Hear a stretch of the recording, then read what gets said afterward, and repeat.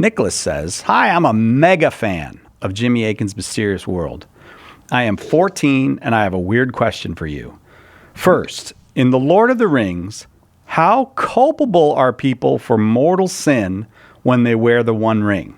I would just like to say 14 years old using the word culpable. Good job, Nicholas. I am asking because it is possible to ignore the temptation of the ring. So let's do that. Then we'll do his second question. Gotcha. Okay, so I have to start by saying that I have never read in their entirety the Lord of the Rings books. I have seen the movies. I've seen all the movies, and not just the Peter Jackson ones. I've seen the Nelvana Ralph Bakshi productions too, from back in the 70s. One of which only ended up on TV and was never theatrically released. So I'm familiar with the basic plots. But Tolkien may have stuff in the books that provides more detail about how the ring works than what I'm aware of. So I don't know, Sai, you may know more about that than me. You may have read the books in their entirety. Yeah.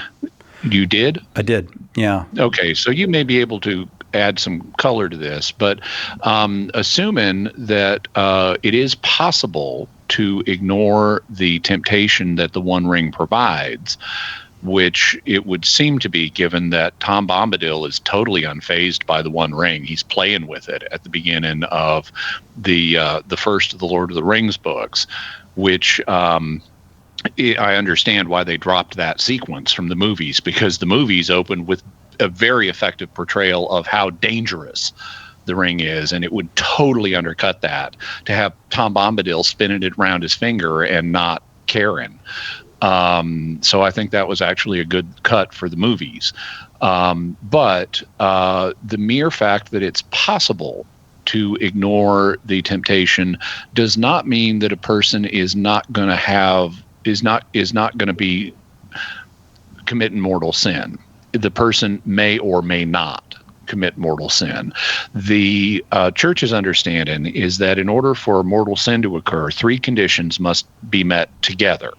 One of them is there has to be grave matter, and we'll just specify that that's the case in whatever mortal sin the ring is tempting someone to do.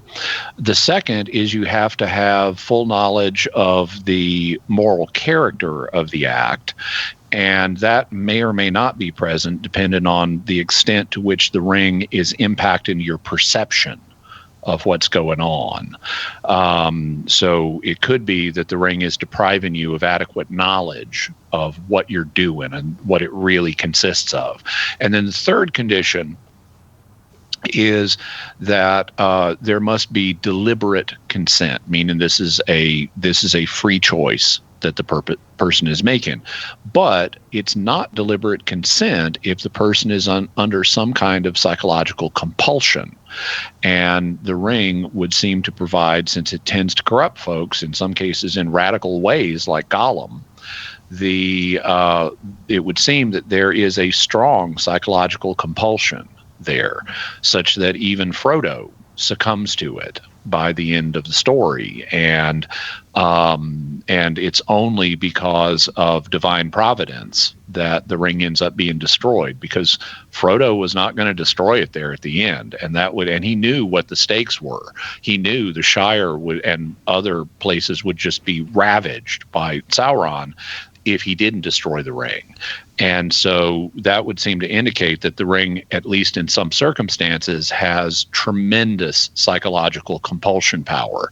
So even if it's possible for some unusually strong individuals like Tom Bombadil to ignore it, and even if a normal person could ignore it in some circumstances, like let's say when you're far from Mount Doom, your culpability will be diminished by the ring's noetic effects, which are its effects on your beliefs and what you perceive yourself to be doing, and it will also be, your culpability will also be mitigated by the degree of compulsion the ring has over you in that moment. So on two grounds, both by interfering with your knowledge of what you're doing and by interfering with the normal exercise of your will to make deliberative choices, you could end up not being responsible in a mortal sin way for what you're doing. So it might end up being a venial sin or even not a sin at all if your knowledge or culpability were fundamentally removed from you. If your knowledge or your volition, your use of the will was fundamentally removed. On the other hand, it's not guaranteed that you might not commit a mortal sin. You might still have enough control and knowledge to be mortally culpable for what you did. And even if you're not, you may have made a free choice to wear the ring, knowing what the consequences of that would be, like Bilbo. Bilbo originally started wearing the ring, not knowing what it would do, but by the time in The Hobbit, but by the time of The Lord of the Rings, he had learned the corrupting effect of the ring. And there's even a moment in the Peter Jackson movies where he's, given the ring to Frodo, but he just doesn't want to let it go. And he even looks monstrous as he lunges for the ring at one point because he wants to wear it because it's addictive. Well, okay, someone who engages when they are in control of themselves, who, let's say, gets drunk or high, knowing that that's going to lead them to do immoral things, is responsible for the path that they set themselves on. So if let's say someone goes out to a bar and starts drinking like crazy, knowing they're going to drive home in an unsafe state, they assume responsibility for driving home in an unsafe state, and that can be mortally sinful. Same thing if they know they're going to get high. Let's say they're smoking weed and they know they're going to get high, and then they're going to drive to the store to get snacks because they're going to have the munchies. Well, they're responsible for the dangerous condition they're going to be driving in. And so in the same way, one could have the ring and not be wearing it, but be tempted to wear it in a state where you still have control of yourself. And, your addiction is not so far gone that you have no control over this. And if you then, while you have control of yourself, choose to wear the ring, knowing what it's going to lead to, then you have assumed the moral responsibility for what it will lead to. And you could mortally sin by wearing the ring, by choosing to wear the ring,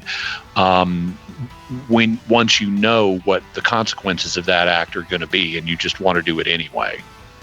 All right, Nicholas, there's question number one for you. Nicholas's second question.